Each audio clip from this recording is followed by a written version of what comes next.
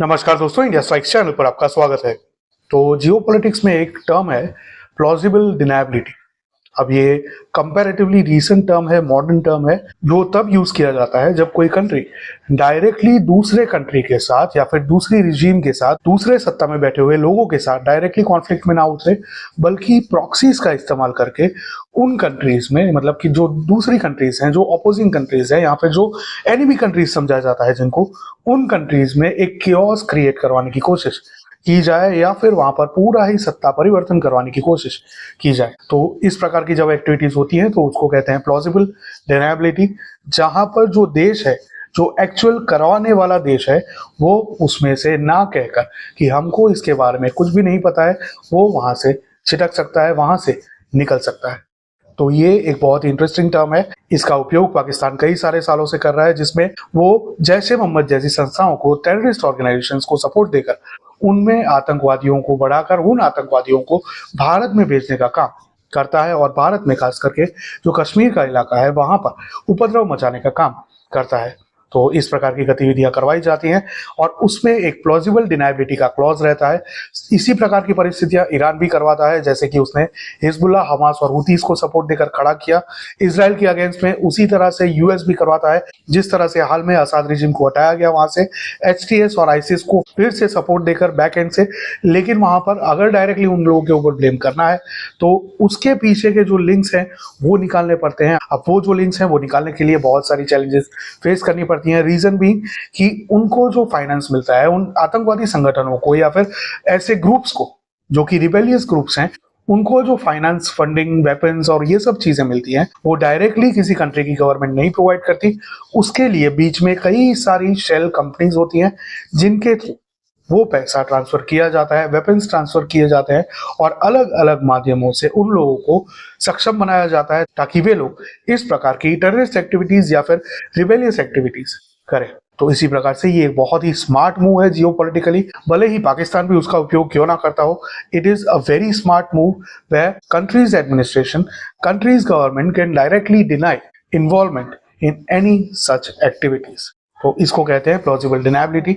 अब आते हैं बांग्लादेश के ऊपर। तो बांग्लादेश में भी यूएसए ने इसी प्रकार की गतिविधियां करवाकर शेख हसीना, जो कि उनके सपोर्ट में ज्यादा नहीं थी, she was more incline towards India. Reason being, जब उनके पिता को वहां पर मार दिया गया बांग्लादेश में, उस समय भारत ने उन लोगों को संरक्षण दिया था। तो उसी के चलते जो वर्ल्ड सुपर पावर है यूएसए, वो शेख हसीना के साथ खुश नहीं था, क्योंकि उन लोगों को इंडियन ओशन रीजन में अपना एक बेस बनाने के लिए सेंट मार्टिन्स आइलैंड पर कंट्रोल चाहिए था, जिसके लिए शेख हसीना ने मना कर दिया था। अब ये हम नहीं कह रहे हैं, शेख हसीना ने खुद कहा था। इसके बारे में भी हमने आगे एक वीडियो बनाया है, अगर आपने वो नहीं देखा तो नीचे डिस्क्रिप्शन में उसका लिंक दे देंगे, जाकर उसको जरूर देखिएगा।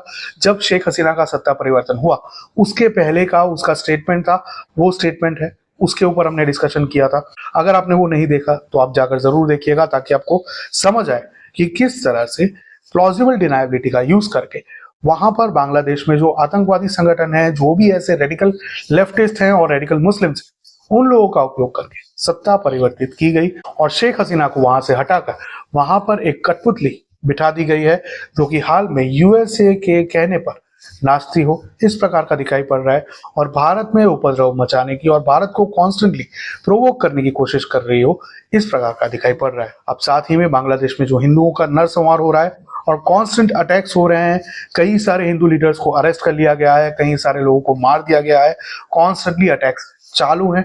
तो उसके चलते पूरी दुनिया में से कई सारे हिंदू काफी ही पीड़ित हैं, काफी ही पेन में है और कॉन्स्टेंटली आवाज उठा रहे हैं कि उन लोगों के अगेंस्ट में बांग्लादेश के करंट एडमिनिस्ट्रेशन और जो आर्मी है उन लोगों के अगेंस्ट में एक्शन लिया जाए, डिसाइसिव एक्शन लिया जाए। लेकिन 1971 में जब बांग्लादेश को आजाद करवाया गया था, उस समय बांग्लादेश में से ही एक पूरी बांगा बंधु की सेना थी, जो रेडी थी भारत की सेना के साथ खड़े होकर, जो वहां पर पाकिस्तानी दमन कर रहे थे, लोगों को मार रहे थे, महिलाओं का बलात्कार कर रहे थे, उनके अगेंस्ट में लड़ने के लिए। तो उसी के चलते वहां पर एक सपोर्ट सिस्टम भारतीय सेना के लिए ऑलरेडी था, जिसके बाद भारत सेना उन लोगों के साथ मिलकर पाकिस्तानी सेना के साथ लड़ी थी और उन लोगों को वहां से खदेड़ दिया था। लेकिन हाल में ऐसी सेना वहां पर है, लेकिन उतनी स्ट्रांग नहीं है जितनी उस समय 1971 में थी। साथ ही में वो जो सेंटिमेंट है भारत से सपोर्ट लेने का, वो सेंटिमेंट भी उतना स्ट्रांग नहीं है। तो उसी के चलते अगर भारतीय सेना वहां पर जाती है और कोई भी मिलिट्री एक्टिविटी करती है तो वो डायरेक्टली बांग्लादेश के साथ वॉर में जाएगी। अगर बांग्लादेश के साथ डायरेक्टली वॉर होती है तो भारत के ऊपर इकोनॉमिक प्रभाव भी पड़ेंगे और साथ ही में वहां पर कोई भी स्ट्रॉन्ग सपोर्ट सिस्टम ना होने की वजह से भारतीय सेना को और भी ज्यादा चैलेंजेस फेस करने पड़े, ऐसा भी दिखाई पड़ता है। तो इसी के चलते हमको ये लगता है कि हाल में भारतीय सेना और भारत की सरकार ये जो मिलिट्री एक्शन के लिए ज्यादातर लोग भारत में मांग कर रहे हैं बांग्लादेश की गवर्नमेंट के अगेंस्ट में, उसके लिए तैयार नहीं है, because they know what are the challenges and what are the limitations we are having right now in Bangladesh. तो उसी के चलते डायरेक्टली वॉर में जाना एडवाइसेबल नहीं है, ऐसा हमारा मानना है। संभव है कि भारत की सरकार और सेना कुछ और भी सोच सकती है और कई सारे लोग अन्य विचार भी रख सकते हैं, लेकिन इसके साथ ही डिप्लोमेटिक चैनल्स का यूज कर रही है भारत की सरकार और वहां की सरकार के ऊपर प्रेशर बनाने की कोशिश कर रही है। साथ ही में भारत के लोग भी हैं जो कॉन्स्टेंटली प्रयास कर रहे हैं कि ट्रेड बंद करके बांग्लादेशियों को किसी भी प्रकार से एंटरटेन ना करके वहां की सरकार के ऊपर प्रेशर बनाया जाए, ताकि बांग्लादेश की सरकार वो जो गतिविधियां वहां पर हिंदुओं के अगेंस्ट में हो रही है उसको रोके, उसको लगाम लगाए। तो इस प्रकार की एक्टिविटीज भारत की सरकार के द्वारा और साथ ही में भारत के लोगों के द्वारा ऑलरेडी की जा रही है वहां की सरकार के ऊपर दबाव बनाने के लिए। अब आते हैं प्लॉजिबल डिनायबिलिटी वाली बात पर। तो कल म्यांमार से एक न्यूज निकल कर आई जहां पर यह बताया जा रहा है कि अराकान आर्मी जो कि ज्यादातर रखाइन स्टेट को कंट्रोल करती है, वो रखाइन स्टेट जिसकी 271 किलोमीटर की बॉर्डर डायरेक्टली बांग्लादेश के साथ लगती है, उस अराकान आर्मी ने म्यांमार बांग्लादेश की बॉर्डर पर स्थित मोंगदो नामक एक टाउन को कैप्चर कर लिया है। जी हाँ, बॉर्डर टाउन है, उसको अराकान आर्मी ने कैप्चर कर लिया है और साथ ही में ये भी बताया जा रहा है कि वे लोग चितगोंग को कंट्रोल करने की बात भी कर रहे हैं, चितगोंग में एंटर करने की बात भी कर रहे हैं। अब अगर उसका बॉर्डर देखा जाए तो डायरेक्टली मोंगदो के साथ बॉर्डर लगता है बांग्लादेश का, और अगर उसका नियरेस्ट टाउन देखा जाए तो तकरीबन 5 किलोमीटर है सेंट मार्टिन आइलैंड, जिसके ऊपर यूएसए की नजर है, वो महज 23 किलोमीटर के डिस्टेंस पर है इस मोंगदो टाउन से। तो ये जो अराकान आर्मी है उसके बारे में ये बताया जा रहा है कि उन लोगों के पास ऑलरेडी सोफिस्टिकेटेड वेपन्स हैं। अब इसके बारे में भी हमने कई सारे वीडियोस ऑलरेडी साझा किए हैं। तो उन लोगों के पास कई सारे सोफिस्टिकेटेड वेपन्स हैं जिनका यूज करके वो लोग वहां की हुंटा के साथ, मिलिट्री हुंटा के साथ लड़ रहे हैं, लेकिन ये जो अराकान आर्मी है वो भारत की फेवर में है। अब ऐसा हम किस बिना पर कह रहे हैं, तो कुछ महीनों पहले हमने आपके साथ एक वीडियो साझा किया था जहां पर हमने बात की थी कालादान मल्टी मॉडल प्रोजेक्ट के बारे में। अब अगर आपने वो वीडियो देखा है तो आपको पता होगा कि वो जो सितवे पोर्ट है वो इसी जगह पर है, इसी स्टेट में है, रखाइन में, जहां से होकर कालातान मल्टी मॉडल प्रोजेक्ट म्यांमार में एंटर होता है और बाद में एक रूट लेकर निकलता है मणिपुर की ओर। तो वो जो कालातान मल्टी मॉडल प्रोजेक्ट है वो वहां की गवर्नमेंट के साथ डिसाइड हुआ था, लेकिन ये जो वहां पर पूरा विद्रोह हुआ एथनिक आर्मीज के द्वारा, वहां की मिलिट्री हुंटा के अगेंस्ट में जो विद्रोह किया गया, जो रिबेलियन किया गया, उसके चलते वो प्रोजेक्ट कंपैरेटिवली स्टॉल हो गया था। बीआरआई का प्रोजेक्ट था, उसी तरह से चाइना के साथ भी म्यांमार का वो भी स्टॉल हो रखा है।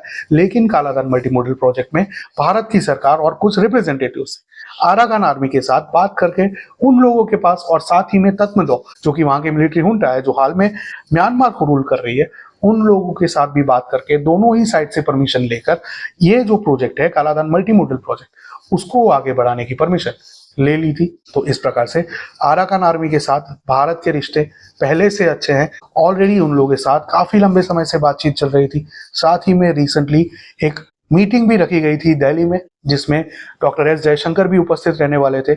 उसमें 3 अलग अलग एथनिक ग्रुप्स को बुलाया गया था, जिसमें कचिन की आर्मी थी जो कि नॉर्थ में पड़ता है, जिसकी बॉर्डर लगती है चाइना तिब्बत से, और साथ ही में ये अराकान आर्मी भी थी, और तीसरी एक आर्मी थी। ऐसे 3 अलग अलग एथनिक आर्म फोर्सेस थी जिन लोगों को यहाँ पर बुलाया गया था न्यू दिल्ली में बात करने के लिए। अब उसके पीछे का रीजन ये बताया जा रहा था कि भारत से रिप्रेजेंटेटिव्स इन लोगों को कन्विंस करना चाहते थे कि म्यांमार में फिर से एक बार फ्री एंड फेयर इलेक्शंस होने दें।